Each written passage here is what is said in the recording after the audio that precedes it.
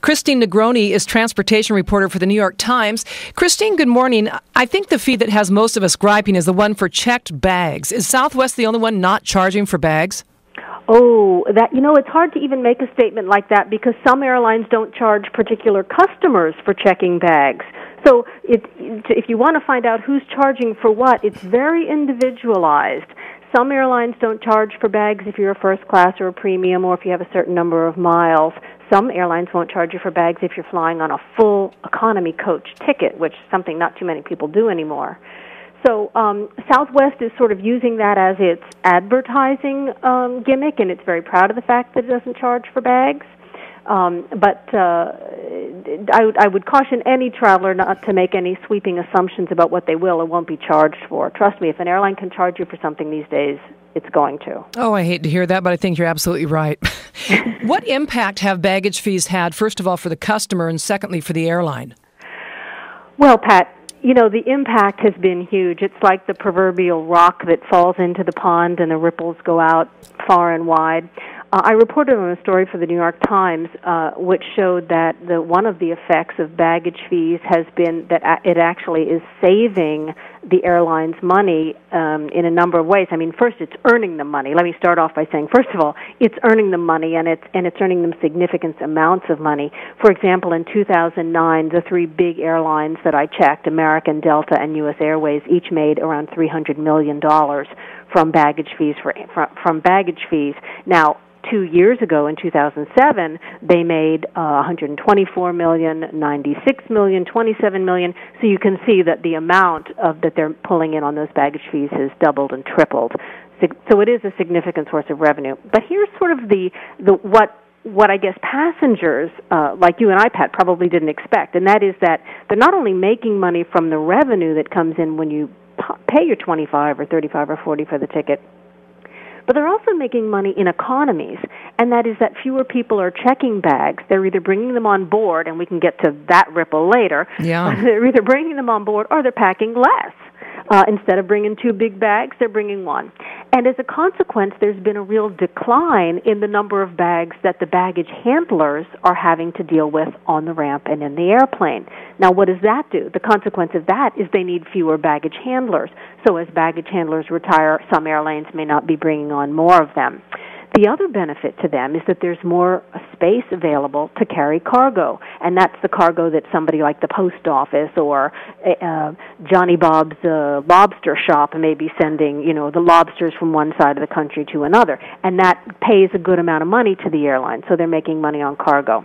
And then the last economy, not the last I'm going to talk about, but certainly not the last, would be that airplanes can turn around faster at the gate because they're not dealing with that ground stuff so much, and they're losing less bags. And that, of course, is good news for all of us. Well, the one that gets me is Spirit Airlines charging for the carry-on bag. What is their reasoning for that, and do you see other airlines following suit? Well, it's going to be very difficult for other airlines to follow suit, but here I'm going to say something that is probably going to make a lot of people angry at me. I think it's a brilliant idea, and here's the reason why. And I really wish more airline travelers would sort of get this through their noggin. If you're bringing something with you on the airplane, it's adding weight, and weight equals dollars. It costs more fuel to move 200 pounds than it does to move 100. So that if I get on there at my 125 pounds and I bring 75 pounds of bags with me, that means that my net carry fee is 200 pounds. So if you're going to carry more stuff, you kind of have to figure you got to pay for it. That gas isn't free. So what Spirit has done is Spirit has essentially gone the other way around, folks. You say, okay, I'm not going to check my bag. Instead, I'm going to bring as humongous a bag as I can possibly fit through security. Oh, yeah, and people do it. And now I'm going to shove it in the overhead bin. Don't get me started on the air safety consequences for that. I'm going to shove it in the overhead bin, or I'm going to have a flight attendant, resting his or her back trying to get it in there. I'm going to get in fights with the people around me because now they don't have room for their stuff. So when you really sort of take it beyond what is my need and what am I trying to do, it's not right. It's rude, it's thoughtless, and it's expensive. It is expensive. And isn't there also actual legislation before Congress dealing with the carry-on bag? Well, as a consequence, these Congress people, they're just so darn trigger happy when it comes to the airlines. They sort of act first and think later. But there is, in fact, and that, I don't mean to say that specifically to this piece of legislation, but I think airlines and passengers together are not being well served by the fact that Congress wants to sit there and be in the middle of this fight between passengers and airlines. I don't think anybody's going to benefit from that. But more specifically to your question, Pat, forgive my rant, more specifically to your question, what the Congressman Dan Lipinski, I think his name is, what he wants to do is make those suggested guidelines for the size of carry-ons, make them mandatory. I'm not going to give you a wink if you speak nicely to me in the line anymore. If it's too big, it's not going on. End of discussion. That's what he'd like to have done. The airlines, for a lot of reasons, aren't happy about that. The airlines feel like, look, if I'm flying a 777, I got a lot of bag space. I don't mind if my premium passenger, somebody who's paying $3,000 for his ticket, if he wants to bring in a bigger suit carrier, fine. I'm not going to argue. They don't want to have to be now restricted to the law. But if they're flying a 757, which is a narrow body with less space in the overhead bin, they may want to be more strict about what comes on. So those are some of the reasons why the airlines don't want Congress meddling in this. Well, Christine, it sounds to me like if you're in coach, which that's how I fly. I've flown first class once, and that was just a happy coincidence.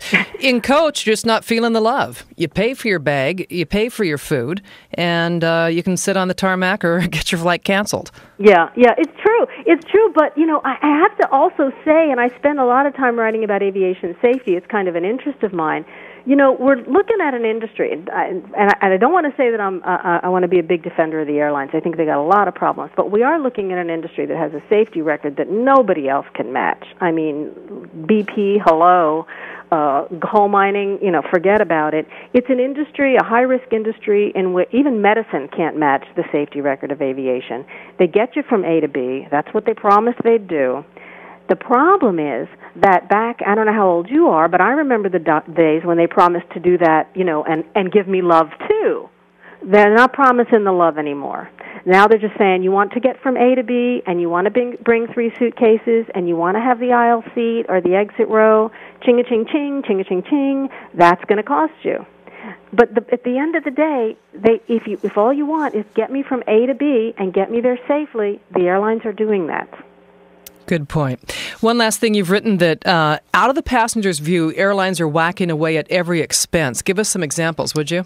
Well, it goes back to the things that you thought you'd get, the things that you used to get that you don't get anymore. I mean, certainly unaccompanied minors. When I was a little girl, they put a big paper teddy bear around my neck. My parents did, and sent me from Florida to New Jersey to stay with my grandparents, and flight attendants were just delighted to take care of little adorable me. Now you're going to pay $75 or $100, $150 one way to put your little angel on the airplane these days. Pets, same thing. Pets, they're going to charge you. Bags, they're going to charge you. Pillows, they're going to charge you. Soda, they're going to charge you. At the end of the day, they're whacking away at everything that used to come included in the ticket. They call that unbundling of fees. All the things you used to get for your ticket, you don't get anymore. If the airlines, here's where I'm going to sort of pontificate, and stop me if you want me to stop, Pat. No, go ahead. If the airlines would just take some of the money they spend in advertising, with these clever ads, and I'm telling you, some of them are so funny, I laugh out loud, but if they just take some of that money and turn to their corporate executives and say, let's come up with a creative way to break it to our customers that things have changed. But they haven't managed passenger expectations at all. So why do us, the air travelers, I'm like you, Pat, I'm traveling coach, why do we feel like, we're constantly being nickeled and dimed to death? Why do we feel like, we can't even get a smile from the flight attendant or the pilot without paying for it? We feel that way because the airlines haven't explained anything to us. They've treated us like naughty toddlers. And that's stupid. That's just plain old stupid. And I think a lot of this tension, and, I'm the voice crying in the wilderness. I don't think it's going to get any better until both sides come to the table and start talking about this. But part of it is because airlines have not treated their passengers like intelligent people who, once they understand the problem, would suck it up, man up, and stop complaining. Okay, we'll leave it on the man-up note. Christine,